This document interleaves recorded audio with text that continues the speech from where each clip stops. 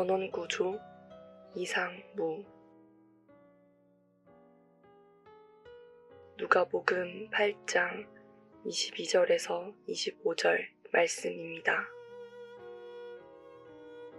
하루는 제자들과 함께 배에 오르사 그들에게 이르시되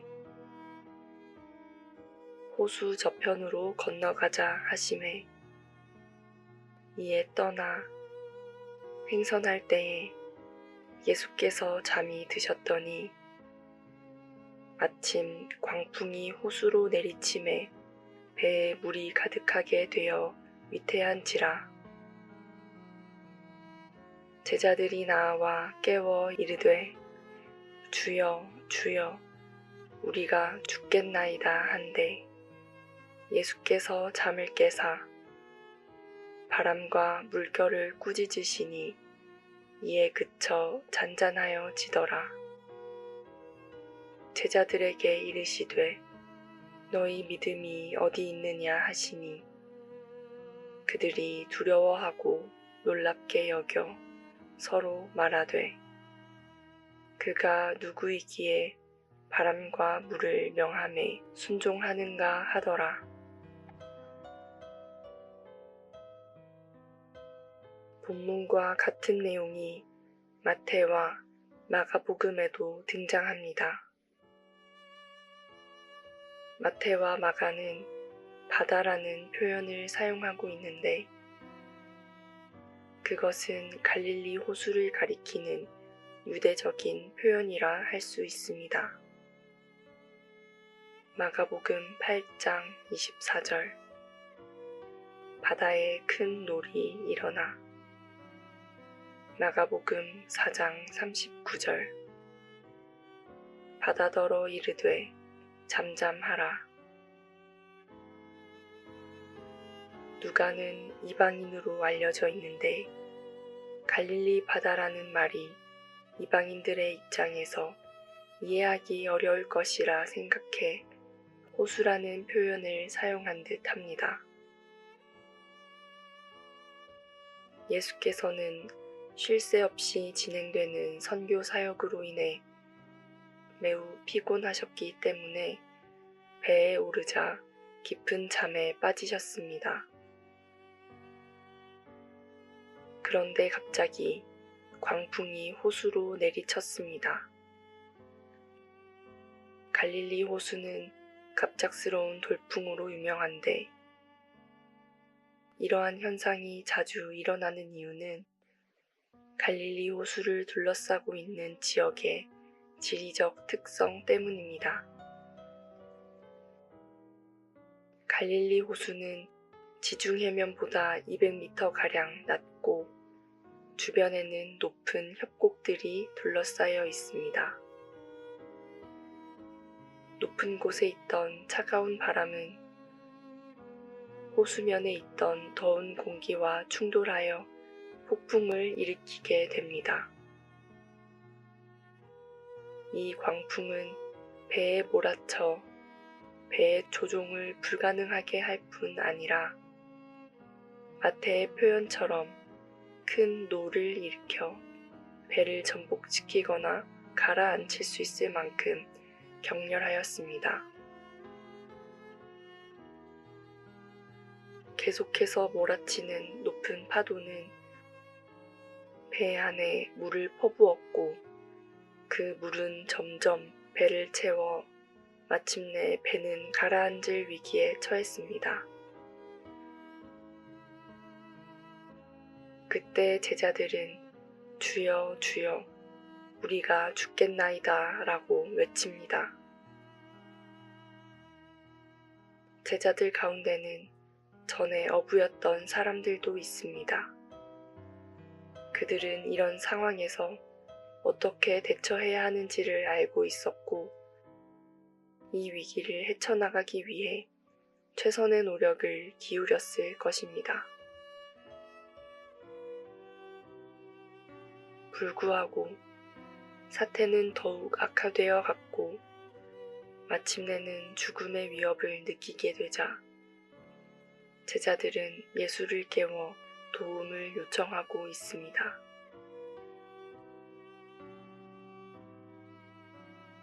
주여 주여 라는 반복된 외침은 그들이 처한 다급한 상황을 어느 정도 짐작하게 합니다. 마가는 제자들이 자기들의 곤경에도 불구하고 주무시고 계시는 예수께 대해 원망하는 두의 말을 기록합니다. 마가복음 4장 38절 선생님이여 우리가 죽게 된 것을 돌보지 아니하시나이까 하니 마태는 탄원의 말을 기록하고 있는데 마태복음 8장 25절 주여 구원하소서 우리가 죽겠나이다. 반면에 누가는 이 모든 것을 생략하고 단지 제자들의 급박한 상황만을 언급합니다.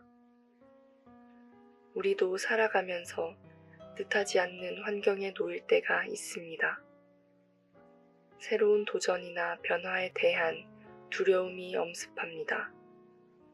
사업 자금 부족, 학업 문제, 건강 악화로 시달립니다.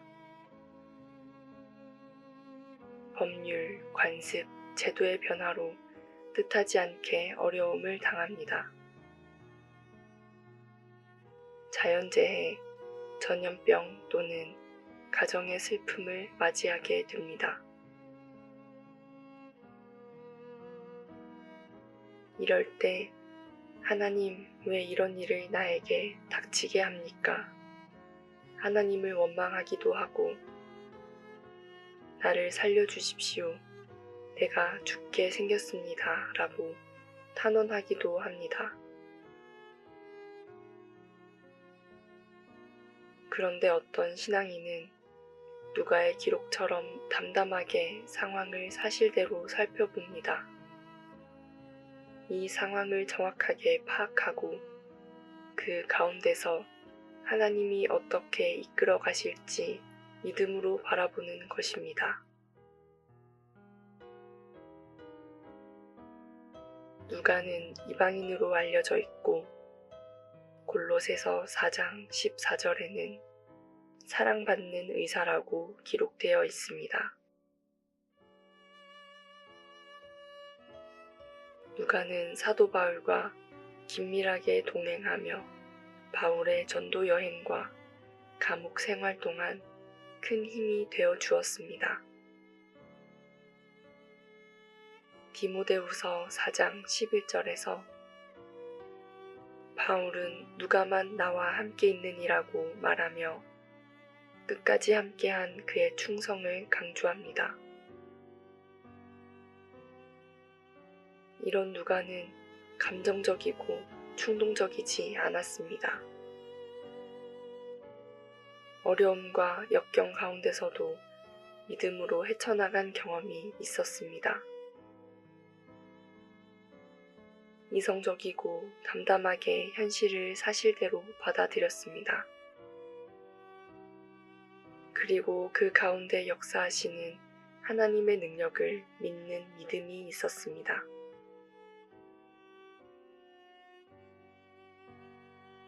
이때 예수께서 바람과 물결을 꾸짖으시니 바람이 그쳐 잔잔해졌습니다.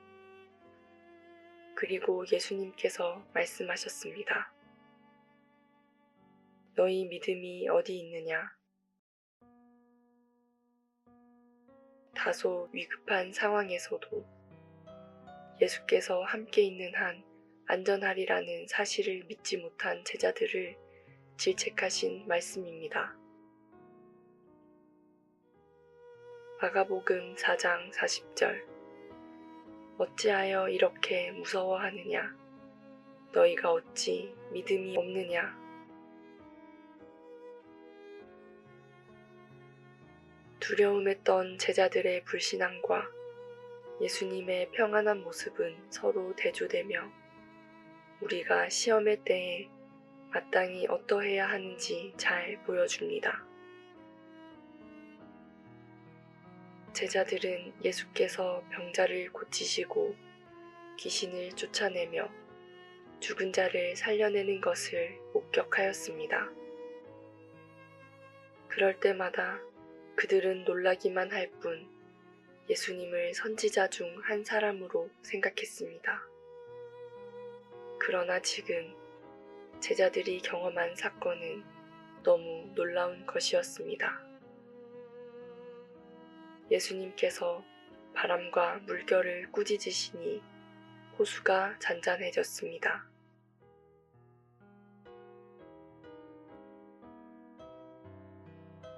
예수님은 자연을 다스리시는 창조주로서 우리의 두려움 속에서도 평안을 주시는 분입니다. 믿음이 중요한 신앙의 본질임을 깨닫게 합니다. 예수님은 거센 물결과 싸우다 지친 제자들을 위로하기는커녕 너희 믿음이 어디 있느냐고 나무라십니다. 이 책망은 어떤 책망입니까? 본래부터 믿음이 없던 것을 책망하려 함은 아닌 것 같습니다. 에베소서 2장 8절에서 9절은 너희가 그 은혜를 인하여 믿음으로 말미암아 구원을 얻었나니 이것이 너희에게서 난 것이 아니요 하나님의 선물이라고 말합니다. 믿음은 인간의 행위가 아니라 하나님께서 주신 은혜로 말미암아 이루어집니다. 그런데 믿음은 여기서 끝나는 것이 아닙니다. 너희에게 믿음이 있지 않았느냐? 그런데 그 믿음이 지금은 어디로 갔느냐라는 책망입니다. 우리의 삶 속에서 일어나는 일들에 대하여 믿음으로 해결해 나가느냐는 문제입니다. 야고보서 2장 17절에서는 이와 같이 행함이 없는 믿음은 그 자체가 죽은 것이라고 경고합니다.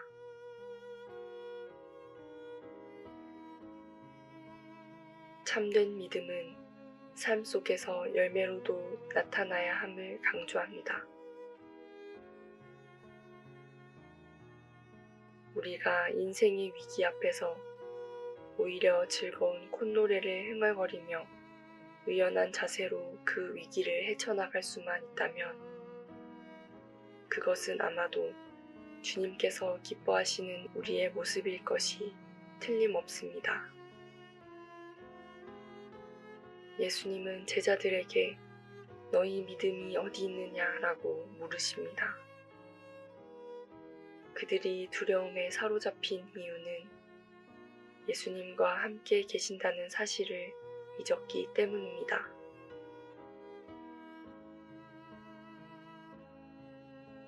믿음은 폭풍을 없애는 것이 아니라 폭풍 속에서도 하나님을 신뢰하는 것입니다. 우리에게 어떤 이해할 수 없는 상황이 펼쳐질 수 있습니다. 그러나 살아있는 믿음으로 하나님의 자녀답게 떳떳하고 당당하게 승리하시기를 바랍니다. 말씀을 맺겠습니다. 주여, 내가 믿나이다. 나의 믿음 없는 것을 도와주소서. 주여, 나에게 믿음을 더하소서. 말씀과 함께 새로운 하루의 활력을 맞이하시길 바랍니다.